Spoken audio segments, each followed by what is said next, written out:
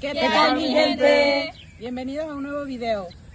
Hoy nos encontramos en el módulo de investigación y producción de ganado de leche y de carne. El día de hoy vamos a elaborar un ensilado a base de dos tipos de pasto de corte. En la materia de producción bovina de carne, a cargo del profesor Reyes Guerra y asesorados por el profesor Carlos Solís. Suscríbanse al canal, denle like y comenten.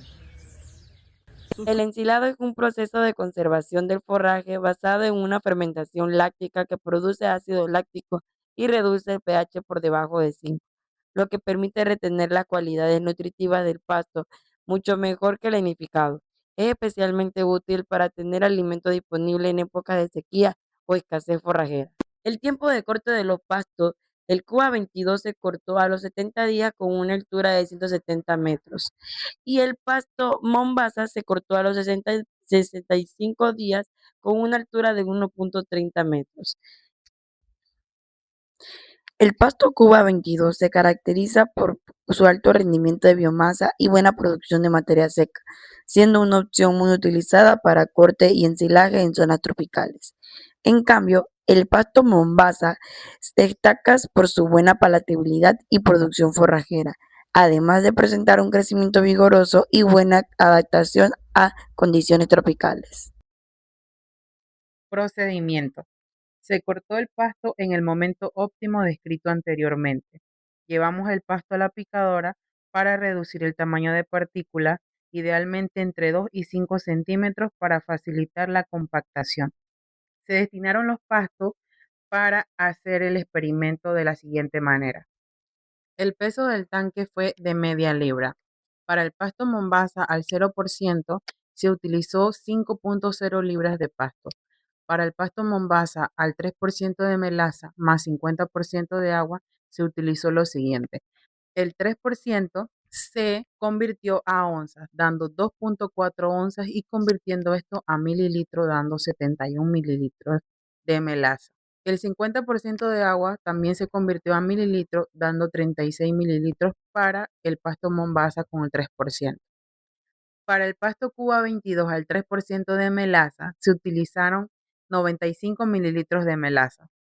Para el agua se utilizaron 48 mililitros de agua. Para la preparación de la melaza se diluyó en agua para reducir su viscosidad y facilitar su aplicación uniforme sobre el forraje picado. Se mezcló homogéneamente la melaza diluida con el pasto picado en los tratamientos correspondientes y para el llenado y compactación del silo se depositó el forraje en capas dentro de los tanques de pintura, compactando manualmente con las manos cada capa para eliminar el aire atrapado. Una buena compactación es fundamental. Sin ella, el oxígeno residual favorece el crecimiento de hongos y la fermentación aeróbica que arruina el ensilado. Para el sellado, se sellaron los tanques con tape para crear condiciones anaeróbicas. Cualquier entrada de aire puede arruinar el proceso.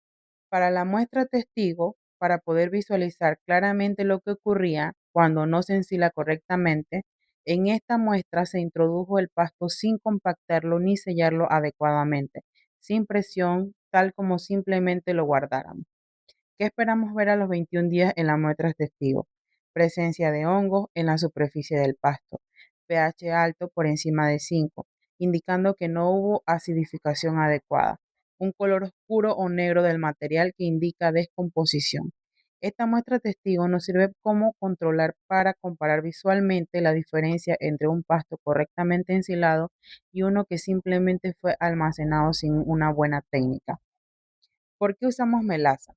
La melaza de caña es uno de los aditivos más utilizados en el ensilado de pastos tropicales y hay razones científicas sólidas para ello. Los pastos tropicales como el Cubo 22 y el Mombasa tienen bajos contenidos de azúcares solubles, que son el sustrato principal que necesitan las bacterias ácido lácticas para funcionar. Sin suficiente azúcar, la fermentación láctica no ocurre bien.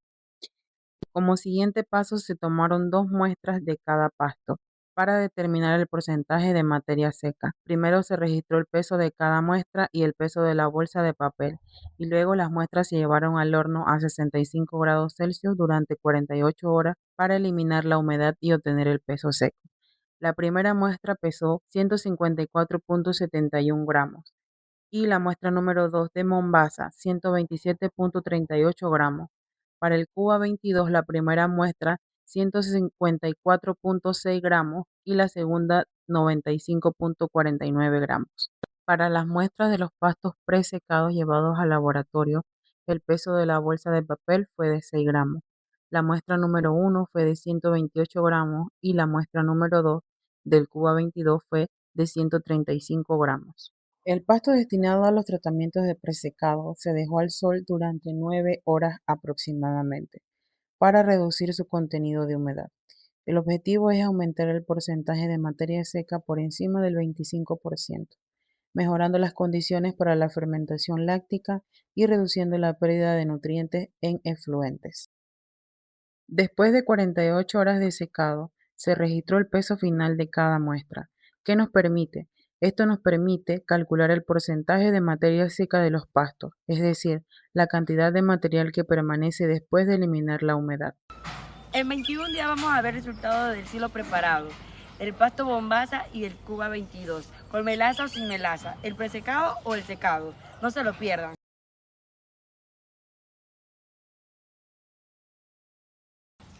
Denle like y comenten. Pásenselo a sus compañeros. Nos vemos la próxima.